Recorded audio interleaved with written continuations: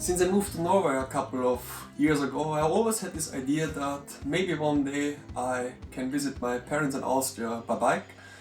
And it never really fitted in the years before, but eventually this year, in summer 2023, I managed to get the time and I started planning. My idea was to have something like 200 kilometer kind of days on the bike and also a bit of a performance component. So I didn't really want to do this, I call it traditional bikepacking with a lot of bags and also all the equipment, like camping equipment on the bike. I wanted to keep it pretty minimalistic, like almost no clothes, kind of sleep in different Airbnbs and yeah, go in a way as fast as possible to Austria. And that was a bit like the holistic idea I had about that. And yeah, in then July, I think 13th of July 2023, I then started to take off. Good morning, so it's like 7:30 around and I will start now. Amazing Norwegian weather, so a bit rainy, 13 degrees, so yeah, I get definitely the full Norwegian experience.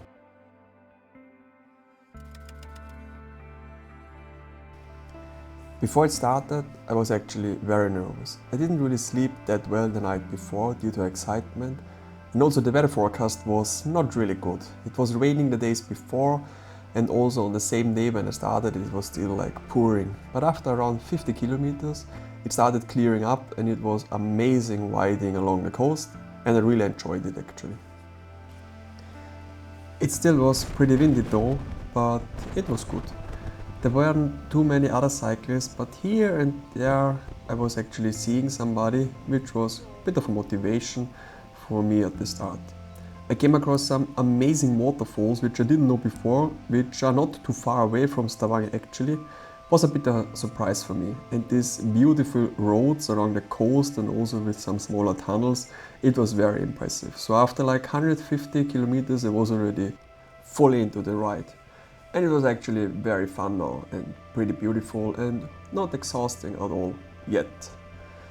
My route planning generally was maybe not all the best all the time, because there were a few gravel sections and that was something I did not expect that.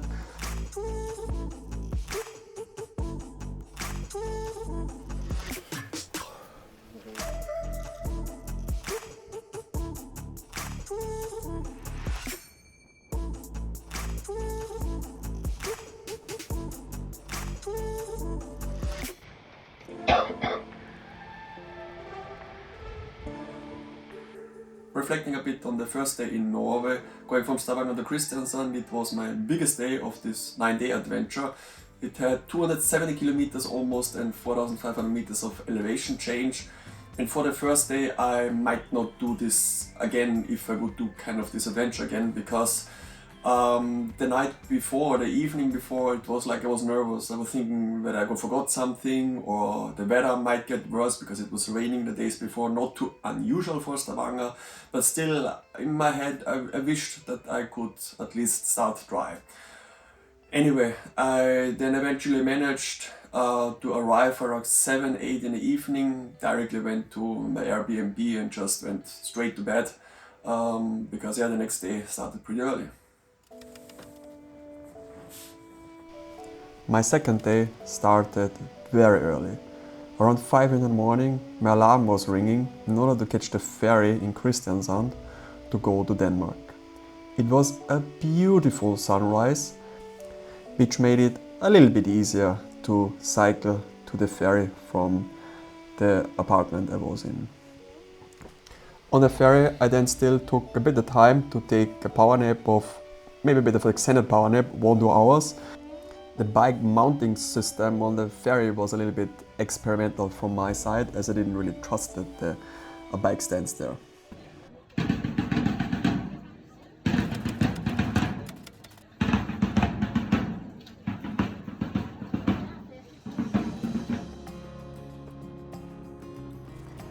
Denmark as such was such a big contrast for me compared to Norway before.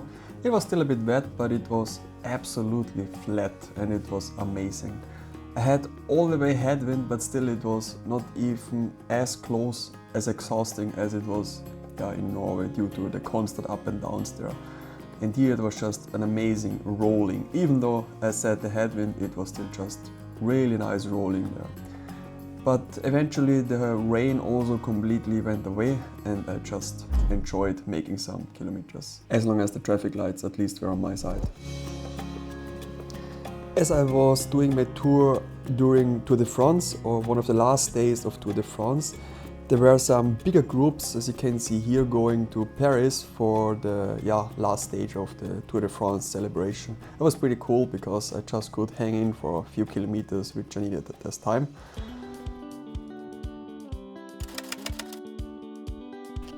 Eventually I crossed the border to Germany, which I immediately felt with the degrading quality of the cycling path, but it was still here and there pretty nice to bike, except the headwind, which just did not want to go away.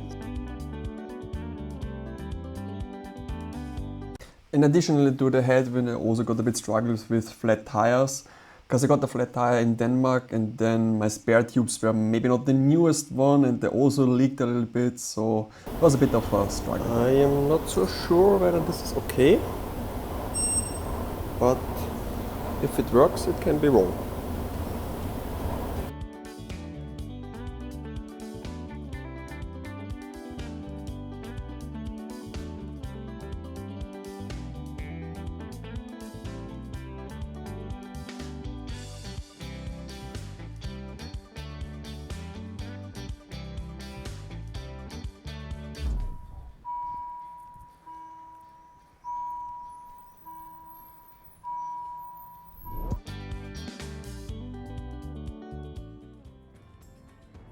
Rolling in Hamburg was pretty exciting for me because in my head it was like, now the north is in a way done and now it's just going south home, and it was very exciting feeling for me because I really felt like I'm more and more getting now in this flow and I'm more and more getting in this state of waking up, having the routine for breakfast, going on the bike, doing some 100 kilometers, having some lunch and then doing another 100 to 150 kilometers in the afternoon and eventually arriving in the next city.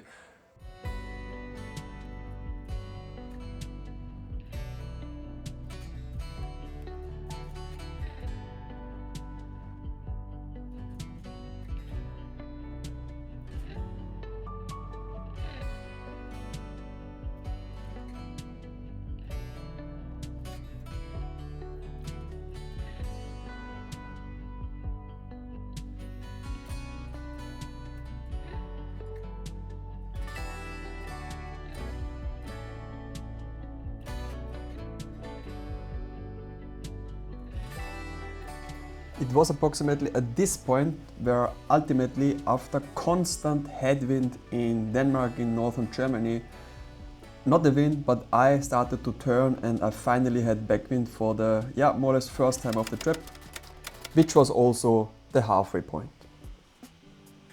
Reaching the halfway point was very odd feeling because on the one hand I was like really like excited that it's rolling that well and it's rolling that good, and eventually it was the first time that I had backwind since Denmark, which is like over 500 kilometers of constant headwind or at least like no wind. But finally the first time backwind, that really excited me, and on the other hand I was thinking it's still like 1,000 kilometers to go, so I shouldn't really underestimate it, and I had respect from that. But I was happy, and after the halfway point I reached right away actually Hannover, which was then the goal of the day. In Hannover I then stayed, and afterwards the next day I planned to go to a city called Mühlhausen. It was actually pretty nice going out of Hannover, it was a pretty nice scenery there, and also I really felt like the whole topography is not changing, it became more and more hilly-ish, and it was different than in the north now. I really felt like there's now a bit of the more elevation component coming in. And of course, to make it more interesting, I had another flat tire where I only had like one spare tube of my 2 spare tubes left.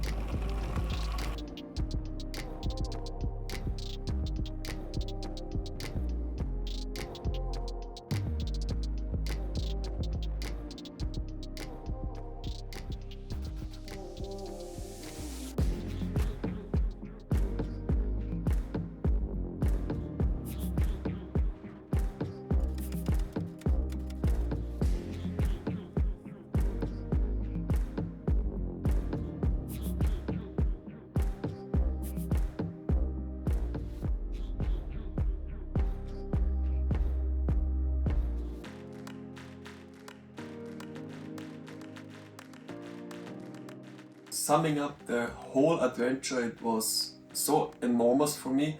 I really was very exciting, nervous, but still very much looking forward to it when I started with it. But then finishing was just very overwhelming because I almost did not want to finish. I was like a bit sad almost when I did arrive, because it was so nice to have this routine of cycling every day.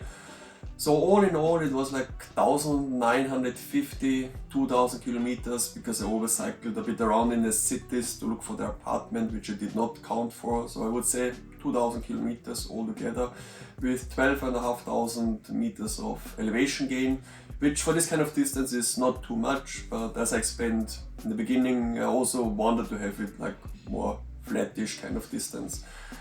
Yes, it was exciting. It was like from starting within the rain and a lot of headwinds to getting slowly the backwind, and also seeing like Germany for me from a bit of a different perspective, because I was never in the region around like Mühlhausen or Thüringer Wald, and then going via Bamberg to then Austria eventually.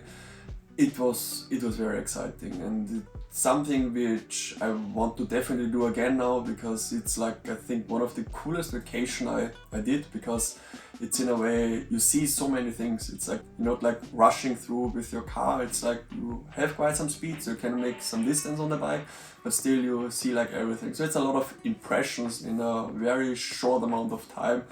So extremely exciting, and I had a lot of fun. I can only recommend doing that, because this was one of the coolest vacations I had so far.